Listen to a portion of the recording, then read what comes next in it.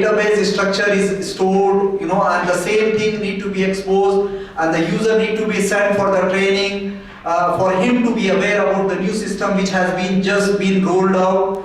This is not the thing with the cloud. We are talking about what the user was doing for years. He understands as a business, he is a business user and he retains a lot of knowledge, and that knowledge need to be transformed and take it the backbone.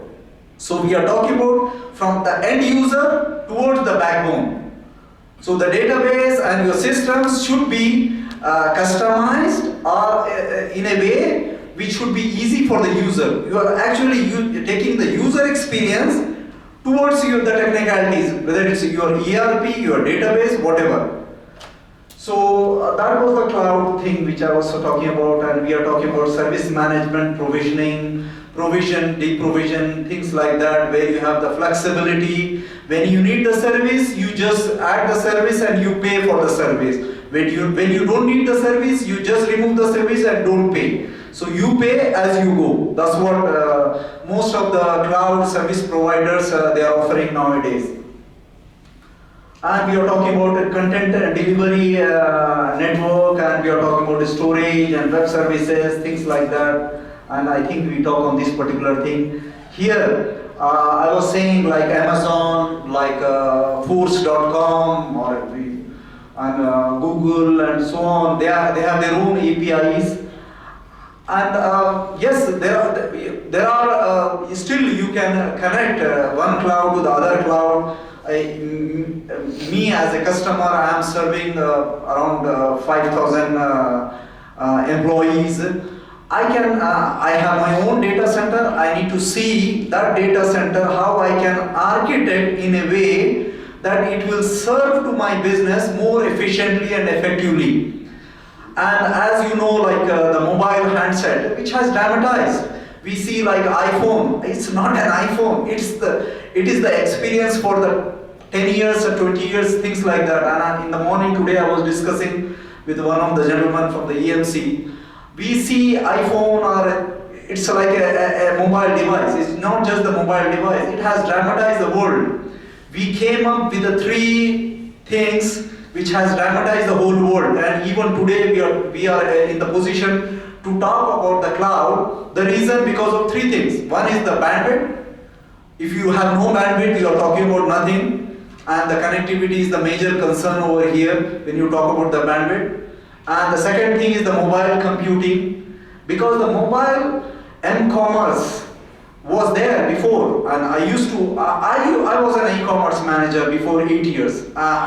And for 3 years I was an e-commerce manager, and we talk about the mobile commerce when we were talking about the e-commerce. But yes, we know we used to do the programming by using WAP and things like that, and we used to see in comparison today, those were like ugly screens, but if you see with the retina displays, things like that, it has dramatized the whole thing. It looked like how in the small screen, how you can do the transactions, how you can view your books, how you can make the video, audios. It is a camera, it is multimedia, you edit videos, things like that, so it has dramatized the world. So mobile computing has really evolved, and maybe it has not reached yet to the maturity, but we see today what it is and what is the value it can add to the business. It can add value to our own social life.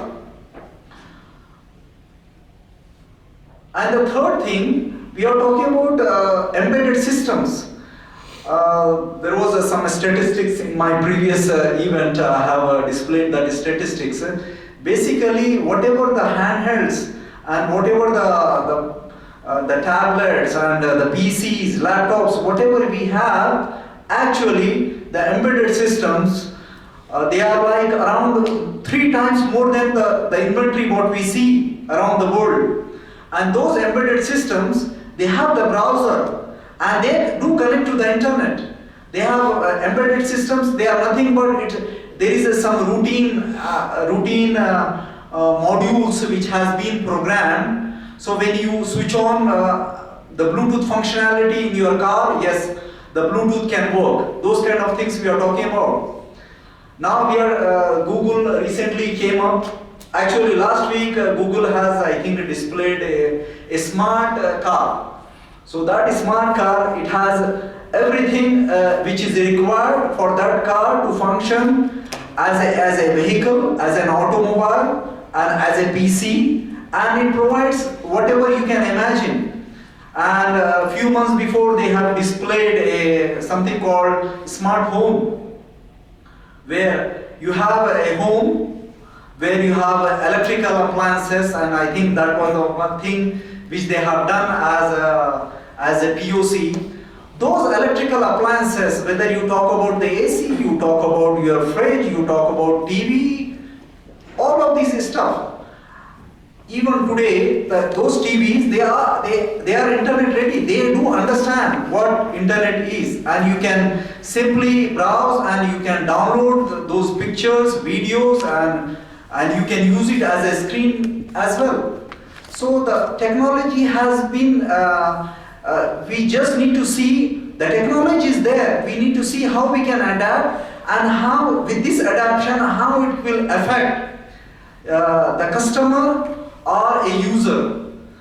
If I recall correctly, like 20 years before or 18 years before, IBM, they came up with something called ring on boot up, something like that, where a user can call to a modem or to a number, and that number, it rings. After 3 rings, the modem, it will activate, and that activation is connected, that modem is connected to a PC or to a server. So you can literally switch on your server or a PC right from anywhere in the world.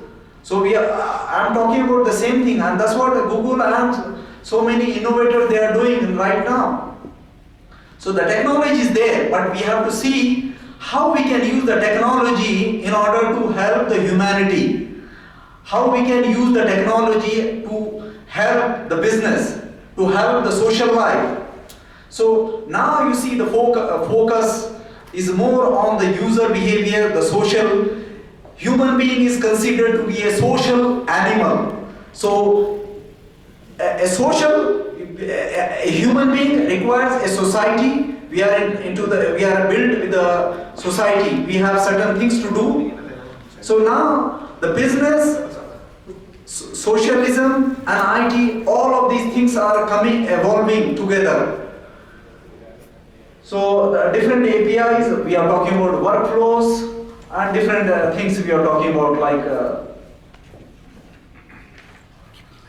user administrations. No matter how complex your architecture, which is hosted in your data center or in the cloud. By the way, cloud is nothing but, we are talking about a data center, a borderless data center. You know your service will be there with a surety and with the SLA. If you are going to go with a cloud service provider as a public cloud, where you can really get the benefit. I think I saw recently one of the Forrester research, in that he was just showing only one. The destination was only one. The cloud is one. There is no public cloud, private cloud. Although there are other material where, again, there is a segregation. There is a private, hybrid, and public cloud. But actually, in order to take the real benefit from the cloud, there is only one cloud, which is public cloud, where you use the service. Where you use the service like a utility. We are getting the electricity. I don't need to know how the electricity is coming. I just pay what I consume. I just need to see what it is needed. So the same things, I need to have a smart SLA, because there are SLAs actually which are being compliant, 95, 99, and things like that. But so there are tricks. So we need to see what is the underlying meanings which is already embedded into your SLA, and we have to go with a cloud service provider which is a multi-tenancy, where, because they are expert in terms of IT. Maybe we have to see, in terms of my topic is how we can rev up towards the cloud. So in order to rev up, in order to make ourselves ready towards the cloud, we have to see what we have. That's what I started, that we have to see what is the inventory, what do we have in the data center. Believe me, I guarantee each one of you, You just go and look at every single component which is there into your data center and see, do we need this particular device, or do we need, there something can be done? How I can eliminate this? So we need to develop a kind of cloud-based architecture. You don't need to be a technical expert or a cloud expert in order to move to the cloud. It's a journey.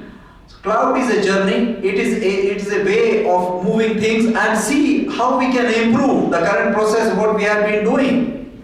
How we can improve from the cost, how we can improve from the from the different angles. And this is the transformation slide. Basically, my designer, he just make it from top. I want to start from the down actually. This is the data center. Mainframe, servers, storage, network and processors. This is your data center basically. And we say this as infrastructure, services, servers, storage, network devices. So, sorry, there is something missing over here. This is the current trend. This is the transformation to the cloud. This is what you see. This is the transformation to the cloud. So what do we have as of today? These are the things. And what you will be retaining even after the cloud? These things. So this is the computing layer. This is your actual data center. And this is the process layer. We have the computing engine there in order to have certain services, which is application servers. They will process and they will host and they will deliver applications as a services. We are having system management infrastructure where you manage all your infrastructure, the hardware, software and everything, and provide you in a logical view where you have the flexibility and easiness and with a simple interface you can do things. And we are talking about here database. So if you see, application servers are there at the moment, but at the same time those application servers need to have a mobile application servers. That is the transformation. So my handheld which is there, which can work for me, we need to see how we can make this particular handheld to deliver one of my